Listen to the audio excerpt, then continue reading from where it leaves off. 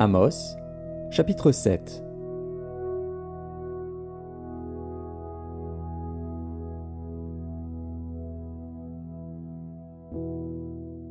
Le Seigneur, l'Éternel, m'envoya cette vision. Voici, il formait des sauterelles au moment où le regain commençait à croître. C'était le regain après la coupe du roi. Et comme elles dévoraient entièrement l'herbe de la terre, je dis, Seigneur Éternel, pardonne donc. Comment Jacob subsistera-t-il, car il est si faible? L'Éternel se repentit de cela. Cela n'arrivera pas, dit l'Éternel. Le Seigneur, l'Éternel, m'envoya cette vision. Voici, le Seigneur, l'Éternel, proclamait le châtiment par le feu, et le feu dévorait le grand abîme et dévorait le champ. Je dis, Seigneur Éternel, arrête donc.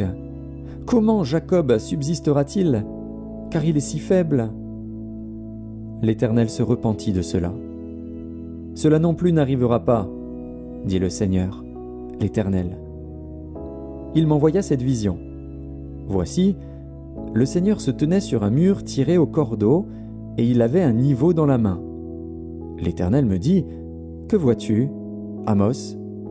Je répondis, « Un niveau. » Et le Seigneur dit, « Je mettrai le niveau au milieu de mon peuple d'Israël, je ne lui pardonnerai plus.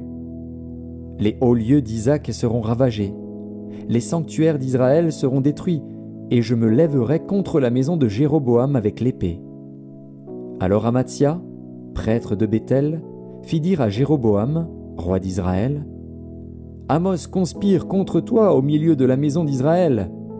Le pays ne peut supporter toutes ces paroles. Car voici ce que dit Amos. Jéroboam mourra par l'épée, et Israël sera emmené captif loin de son pays. » Et Amatsia dit à Amos, « Homme à vision, va-t'en, fuis dans le pays de Juda.